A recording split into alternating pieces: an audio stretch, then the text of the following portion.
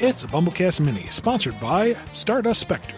Between Tails, Knuckles, and Amy, who is your favorite to write or just consume content of in general? Knuckles. Oh boy, Knuckles. Always has been. Yeah, I mean, love them all, but yeah, Knuckles is always fun. He doesn't chuckle. I mean, that's a lie. He very clearly does many times. Always. But No. He chortles victoriously. Oh, okay. Well, I guess there's a difference. There is. Okay. He senses things in his feet. I mean, I'm not going to screw with that. I know she's just a one-off gimmick in the Metallic Madness fight, but would you ever use Amy Doll from Mania if you had the chance? And if so, well, what would you do with her? Oh, absolutely. She is hilarious. Like, all the slurpy, spoopy stuff aside, Tails Doll is a lampoon of Tails. You know, Tails is the tag-along, the small thing that follows you. And Tails Doll is just that, a small thing that follows you. And, you know, we've used it to comedic / creepy effect. Yes. And going off Amy's very, very early characterization, you have someone who pursues and is kind of clingy. Now, there's more to Amy than that, sure, but there's also more to Tails. So to have Amy Doll just relentlessly pursue Glomp and then explode is spot on. And I feel like it could be used for like very Looney Tunes effect humor. Like the Amy Doll, for whatever programming it has, doesn't even realize it explodes. It just gets so excited and squeak, boom.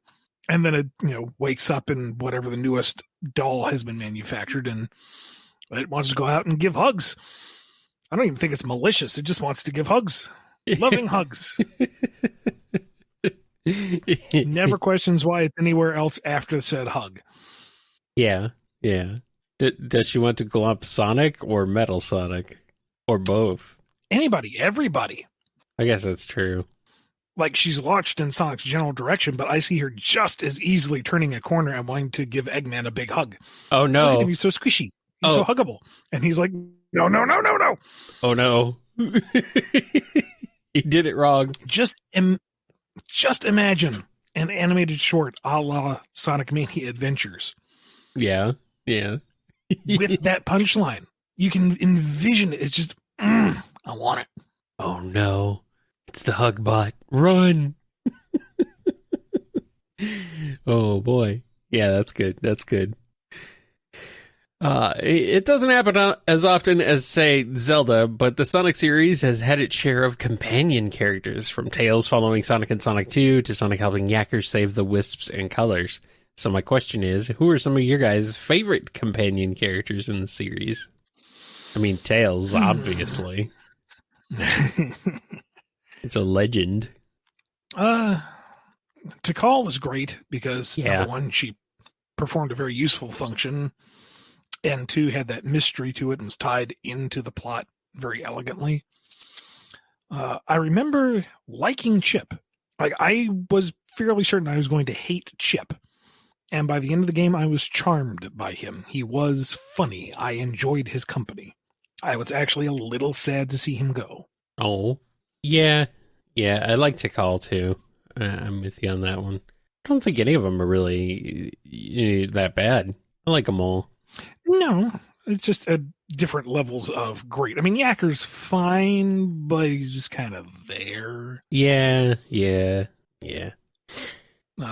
Caliburn was fun for the whole Yeah. almost Abbott and Costello-like thing. Yeah. They're fun. In past BumbleKast. Shada was nice. Go ahead, sorry, repeat that. Shada was nice. Mm-hmm. In past BumbleKasts, I've really enjoyed you guys spitballing about the anti-versions of various Sonic characters, but my question is, how would you handle an anti-version of Mega Man? It's Quint, basically. No. Maybe you not. can't just do Or Base. Mega Man, because Mega Man is a product of his world. Right. We're talking Mega Man franchise. Oh, the whole franchise. Oh, okay. Good. Okay. Dr. Light is, the beloved creator of all these robots, but he is an absolute heel. Like, all of these robots he's making are sleeper agents. He is quietly preparing to dominate the world with a smile on his face, and everyone will thank him for it. And Rock and Roll are his subordinates. They are his sick idea of what children should be. Subservient and loyal and loving, and they know that they're programs. They know that that's what they've been built to do, and they resent it. And Rock, especially once he goes outside and sees the greater world, he could be doing so much more, but he is bound by this obligation to serve Dr. Light. But what else can he do? And eventually he kind of comes around to Light's vision and accepts it, and that's just the corruption of the innocent right there. Wily, on the other hand, sees Light for who he is. That's why he's taking the Robot Masters. That's why he's reprogramming them. He's trying to save the world, damn it. Yes. But everyone is too stupid to figure it out, and it drives him up the wall, so nobody likes him. He just cannot be a people person to save his life, or anybody else's, in that matter. So Base is his attempt to create his own Mega Man, basically. Huh? That's him throwing his hands up in the air and going, fine, I'll fight fire with fire. I didn't want to have to do this to you. I really like robots. But if I got to destroy a Mega Man, I got to destroy a Mega Man. Base, get out there. Yep. Oh, man. And Base, for his part, doesn't really understand why it has to come to violence. Why was he built as a weapon? That's just so sad. Can't robots serve any function? Can't they just work together for something better? He'll fight. He has to, he supposes, but wouldn't it be nice if they could just listen to Dr. Wily? Can we just talk this one out? Oh, so he's Rock.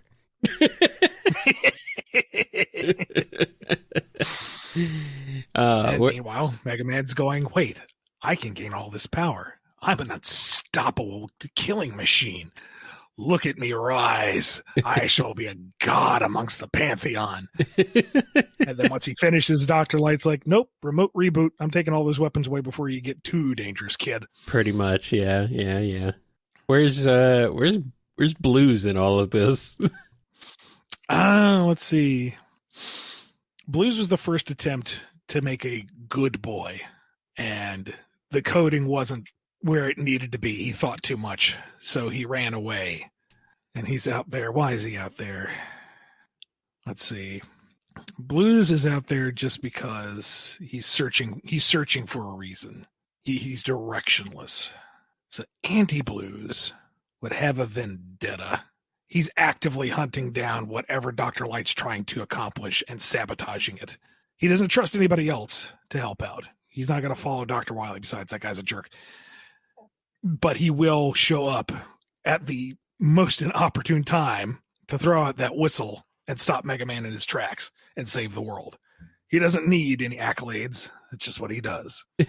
Okay, so Blues is the hero. He's just the secret hero.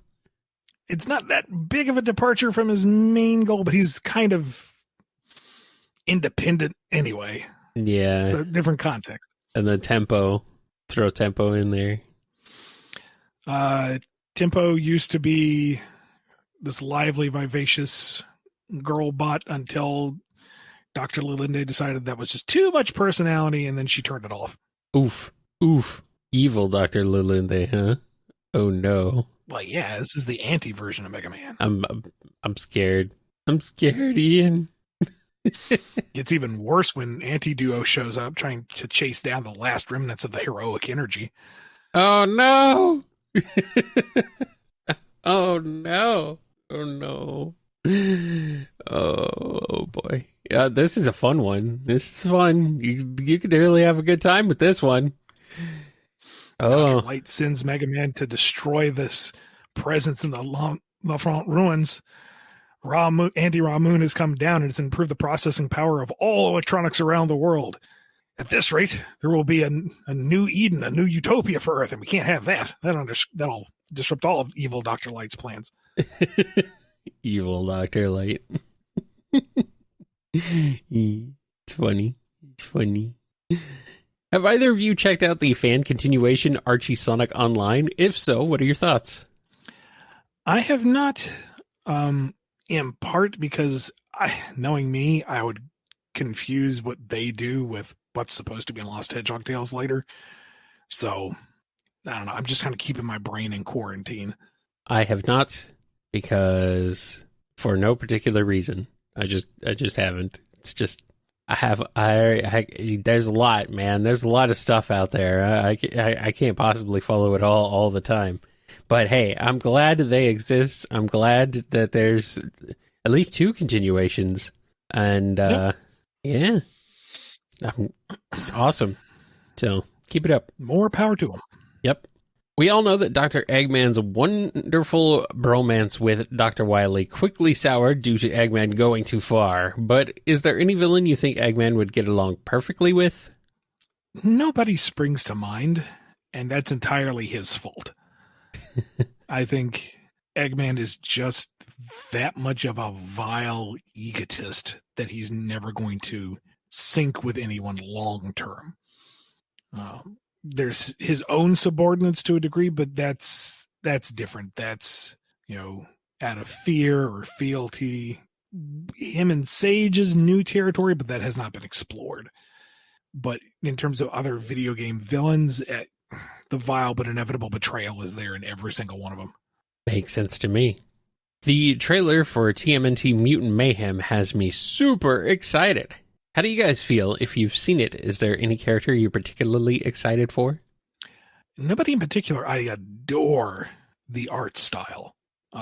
Some of it almost looks like claymation with the texture work and the slightly stuttered animation, but in a very charming way. Yeah. Like an actual, like it's not like an uncanny valley. This isn't quite right. This has been meticulously and purposefully done. Kind of dig the turtles all sounding much younger and, like teenagers. That's kind of fun. The trailer was amusing. I'm not like chomping at the bit to see it because I'm 40 years old. I've seen my fair share of turtles, but it does look fun. So I'll get around to it. Nice. It looks good. I'm curious. I will have to check it out when it comes out. All right. Another Turtles-related question. Hypothetically, IDW, Nick, and Sega have just given you free reign to write a Sonic/TMNT crossover. What character interactions would you be most interested in pursuing? Depends on which incarnations of the Turtles. Like, are we talking Rise? Are we talking the CGI? Are we talking the edgy post-80s reboot? Are we talking the 80s version? Are we talking the new movie version? There's underpinnings to each turtle for sure. They are iconic individuals, but there are different interpretations and executions of those characters that make a big difference. So I think that's the first question to address is, which version of the turtles? I mean, you compare Rise's Raphael to CG Raphael. It's night and day. So the last one I saw was Rise, and I think that could be very fun if you lean into the comedic side of things, which might really be the way to go. Celebrate the weird and wonderful and colorful world that these two come from. And if anything, I just kind of want a scene of Sonic and Mikey chilling out with a chili dog pizza, trying to understand why this color-coded thing is not working. Because Sonic's not the brainy leader type. He's the party dude like Mikey, but Mikey's orange. Mikey really ought to be blue. No, man, orange is my color. Why? What's orange on your world? The brainy one. Oh, it's the leader. No, he's good with gadgets. No, that's supposed to be purple. Tails should be purple. And then just riff on that for a little bit. Everything's color-coded. Come on. Yeah, that's pretty funny. I would like that. Shredder and Eggman. What would that be like? That'd be an excuse to have the mechanized foot soldiers reintroduced. That's a good point, yeah. Rise of Shredder was a very different beast, quite literally. So I don't know if you could really pull upon Shredder for doing the Rise route. It might be more of him teaming up with Big Mama. And I feel like we've gone down this route in another Q&A. Like, they're both showmen at their hearts, except eventually Eggman would find some way to capture all the yokai and use them to power various crazy badniks, forcing the Turtles and the Mobians, for lack of a better term, to team up. Was that it? I think we had the idea if it was like another cross-dimensional tournament, and Eggman was kind of pulling the strings, manipulating Big Mama to bring the Sonic cast in to ultimately fuel his goal. This is sounding familiar. Maybe.